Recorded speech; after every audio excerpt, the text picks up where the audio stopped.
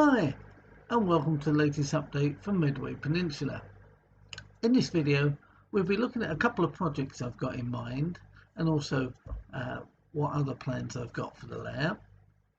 We'll be looking at items I've got from a new 3D printing company I've come across. We'll also be looking at weathering a Class 47 and renaming it. We'll be looking at what painting I've done, my trip to Getz, who I saw, a few shots of the layouts, and also what I got from Getz. And we'll be finishing off with looking at a new arrival and some running shots. So sit back, grab yourself a cuppa, and have a watch.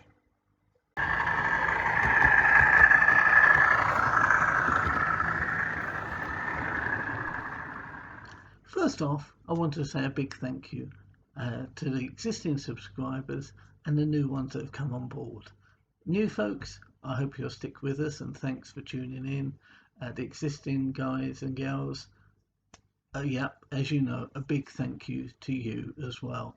There's some terrific channels out there, and for you to spend a half an hour looking at my updates is quite humbling, so thank you very much. Everybody, please feel free to comment, good or bad, and I always like to reply, and it's great to interact with you folks, so thank you once again.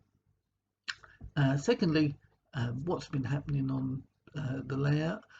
Physically, nothing great, because I suppose the bulk of the major building works has been done, and now it's just tidying up and, as it were, adding the details. Now, there are a couple of areas. One is just behind the station, and the other is in the industrial area that I wasn't too happy with. It was done when, I suppose, at the start of the layout, when my minimal skills had not yet pushed up a little level to where they are now. They're certainly not great, but I think I can improve things, and I'll keep you abreast of what I've got in mind. What we do look at is a couple of exciting projects. The first one is a bowls club, so let's have a little look at that. Those of you who have seen the layout before, I've got the start of the bowls club. Now, it's loosely based on our local bowls club, the Peninsula Bowls Club, but I had to change it around a little bit, really to fit in. So I was going to try and make a scratch build of the Bowls Club's building, clubhouse, and really after watching Tony Northeasterns and a few others, I realised that my skills wouldn't be up to it, and I don't think it would do justice to it.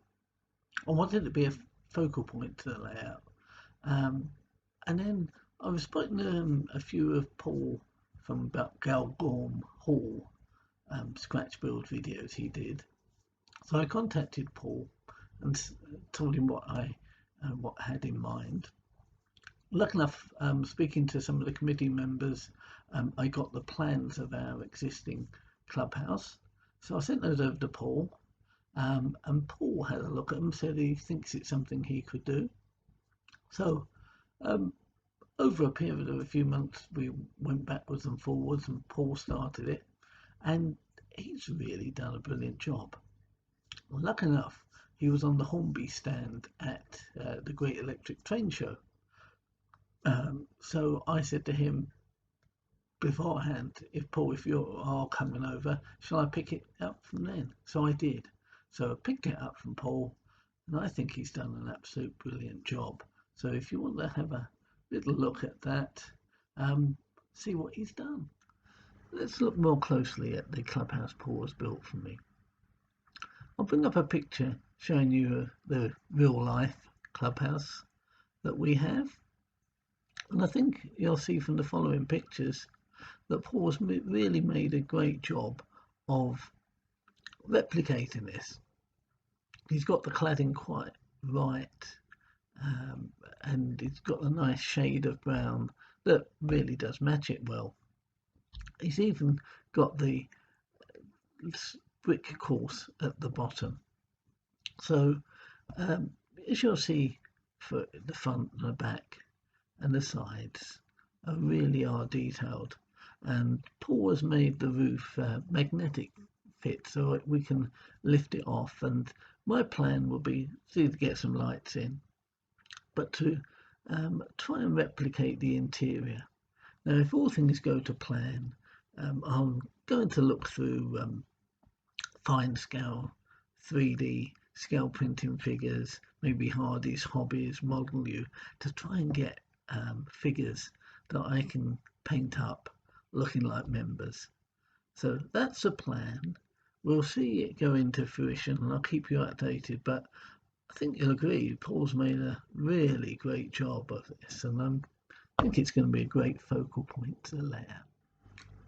Now, the other item that I want to talk to you about is, those of you who've looked at layout before, you would have seen the bandstand that I had. Now, the plan with that was that it was to be where musicians would entertain the folks from the tea shop. Now, the only thing with that is, with the roof on, it was quite enclosed, and so you would find difficulty actually seeing the band members in it. So I was having a think and what to do, and I think I remember quite a while back, would it look better with the roof off, and people said it would look better with it on, and yeah, it was still bugging me. So I decided that I would look to do something different.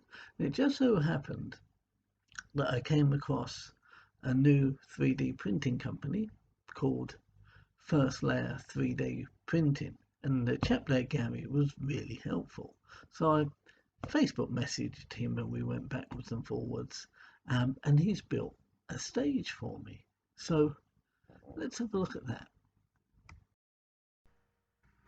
Now let's have a closer look at the stage. This, as I say, has been made by Gary at First Layer, and I'll put his details up in just a second. And if I'm really pleased with it, I'm just going to put some square rod underneath just to lift it up slightly, and I'll paint it inside and out. I've got plenty of band figures that are going to go in there, and I've got an idea for some coloured lights. It's either going to be a couple of LED lights that switch from red, blue and green, or Traintech do a sort of disco lighting unit. So I'm going to see how that goes, but that's it. And when we get further down the project, I'll show you some other exciting items that Gary has made for me. But yeah, I'm quite excited about this, and it'll be another good focal point.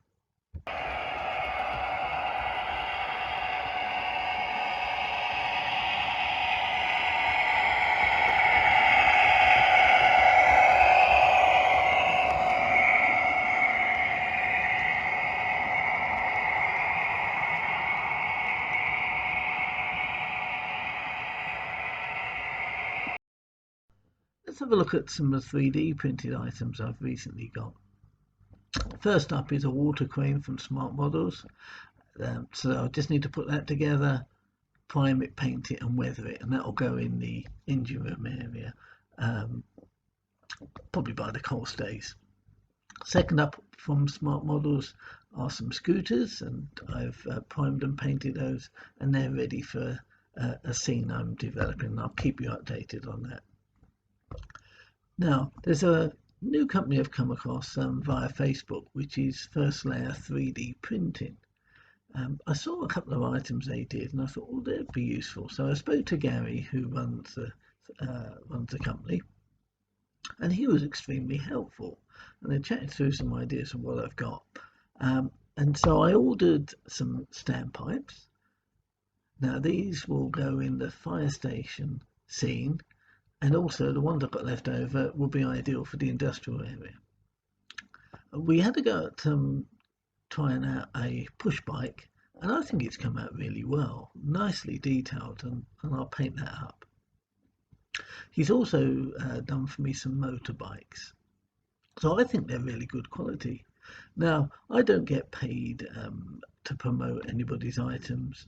I just buy what I think will be useful and give you an honest review. But Gary was very kind to drop a little bag of samples in. So take a look, and I think with me priming them, it does show off the details. I was really pleased with him, and I've put another order for quite a few other bits. So keep a look out for those. But that's the 3D printed items.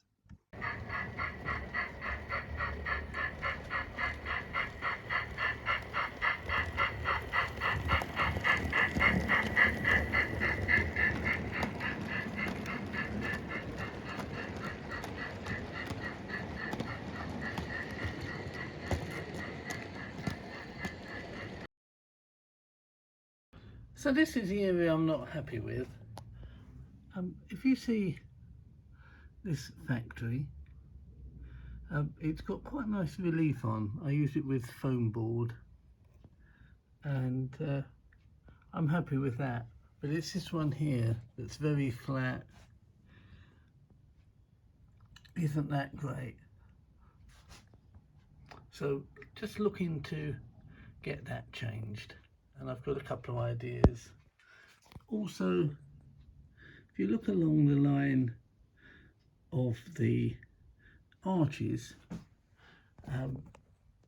they're L-cut creative, and nothing wrong with them, but probably the way I put them together, not too much relief there. I think I could do better, and scale model sceneries have got some arches that you can put a shop front in, so I'm thinking about that, and we'll just be interested in what you think. The other area is along here, the industrial area.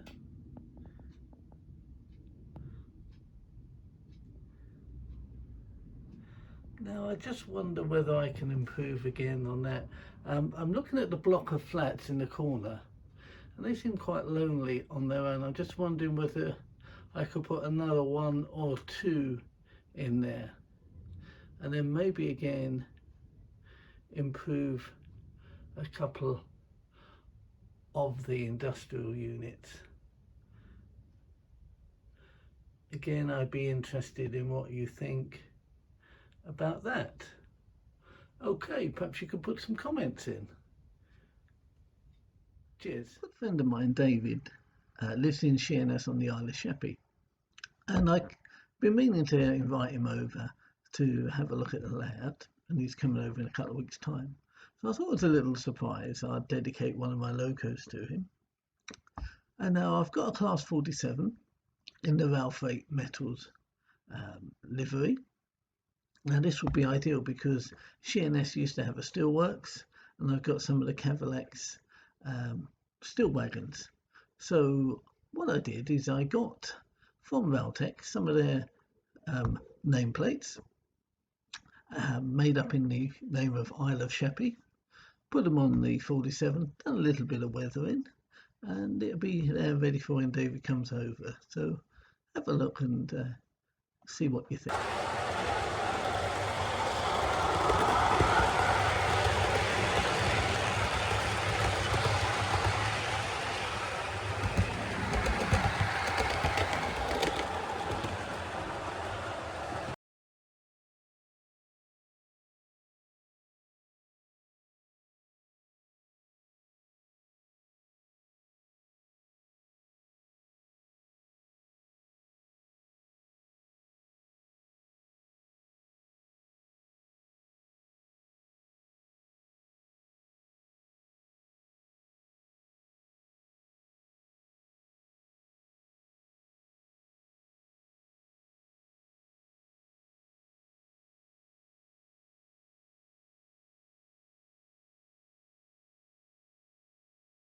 Put all three together.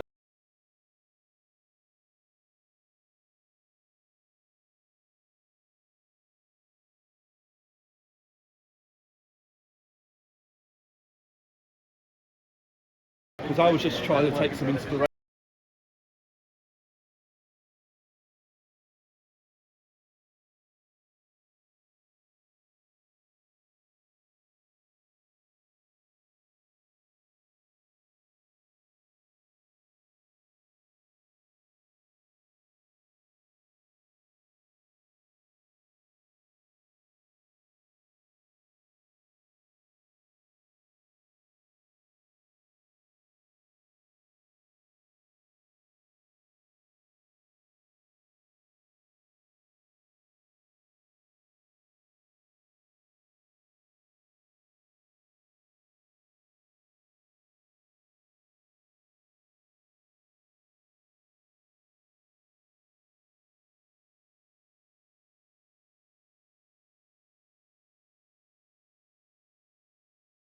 What he likes. I'm not knocking it. It's unbelievable skill, isn't it?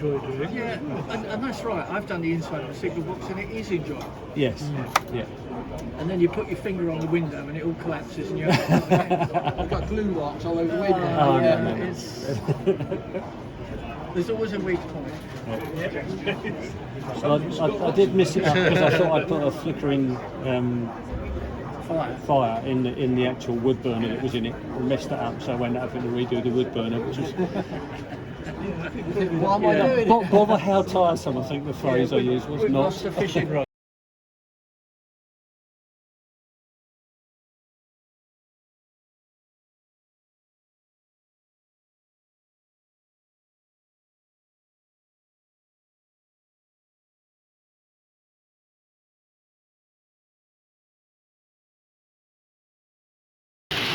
That could be the best part around. How are you going to mimic the glass? I was on it.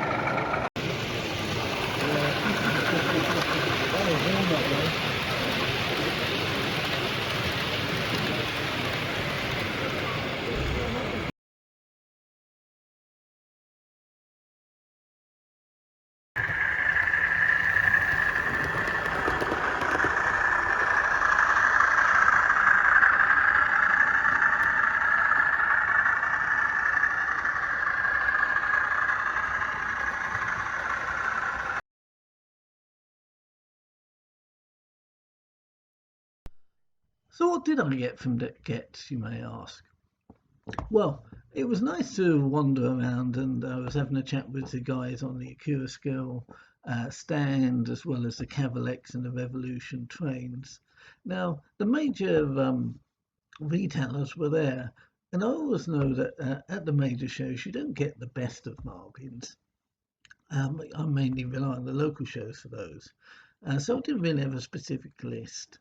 But what I did do, I popped over to Shedring Hobbies stand, and I spotted they had the park benches that I've got over in the park area. I needed a few more of those, so I picked up a pack of those.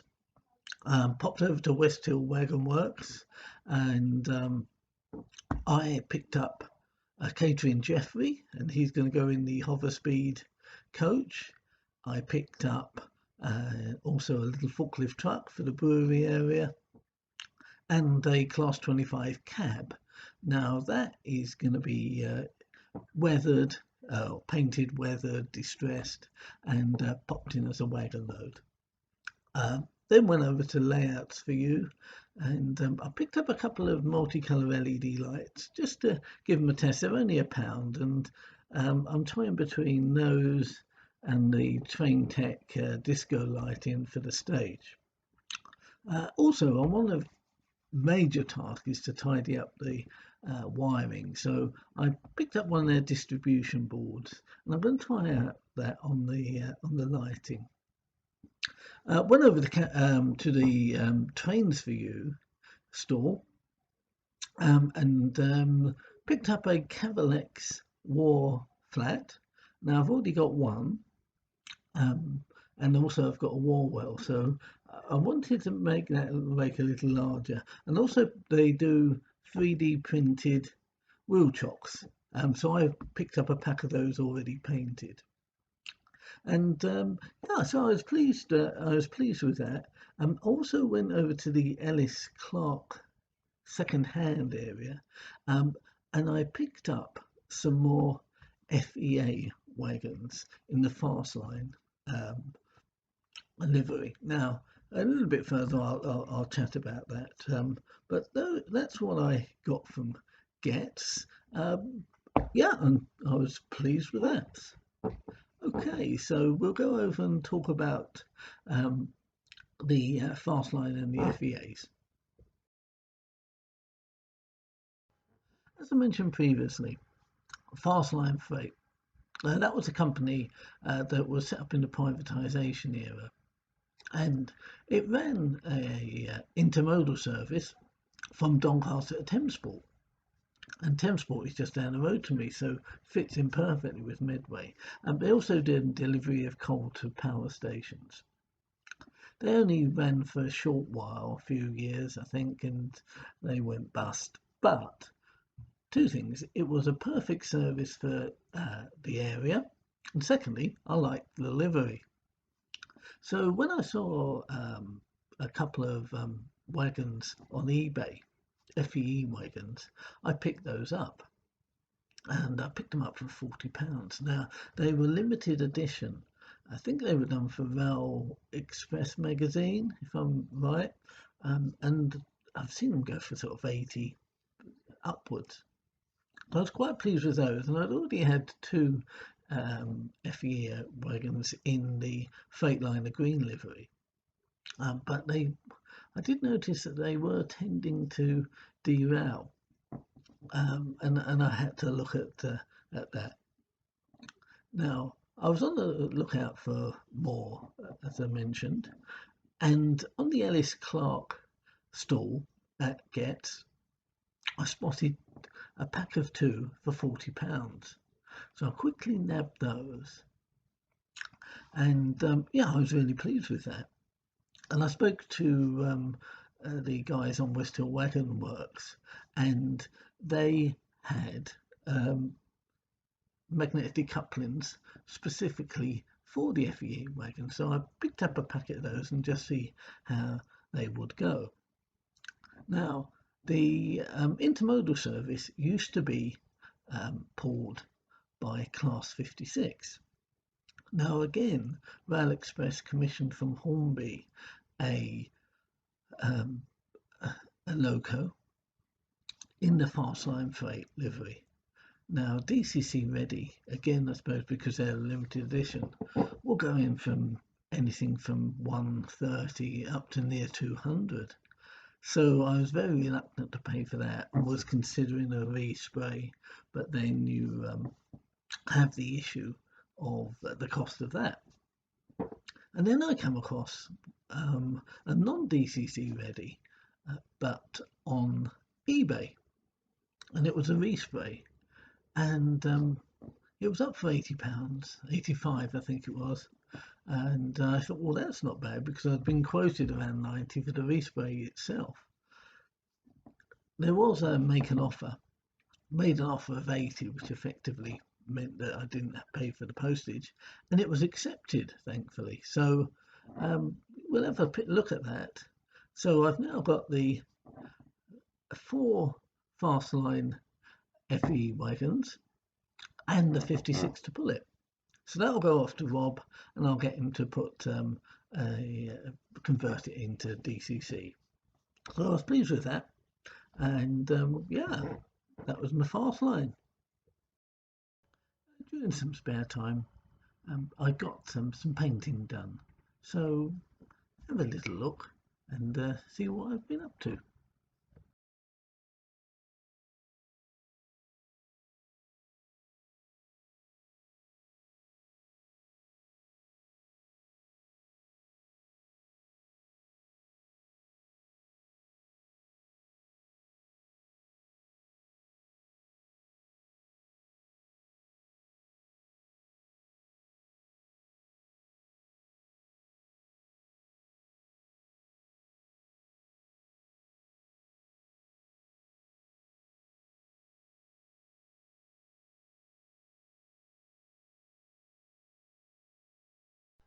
Okay, that's what's been happening on Medway.